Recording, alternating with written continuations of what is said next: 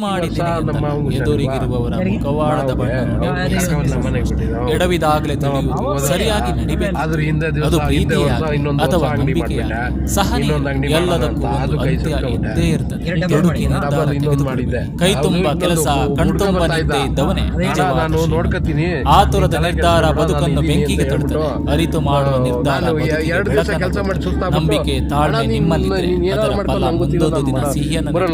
ಅತಿಯಾಗಿ ಮಾತನಾಡಿದರೆ ವಿವಾದ, ಅನಾವಶ್ಯಕವಾಗಿ ಮಾತನಾಡಿದರೆ ಅವಮಾನ, ಅವಶ್ಯಕತೆ ಇದ್ದಷ್ಟೇ ಮಾತನಾಡಿದರೆ. ಕೆಲವೊಂದು ಬಾರಿ ಜೀವನದಲ್ಲಿ ನಾವು ಮಾಡಿದ ತಪ್ಪು ಆಯ್ಕೆಗಳೇ ನಮ್ಮ ಜೀವನಕ್ಕೆ ಸರಿಯಾದ ಪಾಠ. ಒಡಲೊಳಗೆ 100 ನೋವುಗಳಿದ್ದರೆ ಮಗವು ಜಗವ ಬೆಳಗುವ ರವಿಯಂತೆ ಹೊಳೆಯುತ್ತಿರಬೇಕು.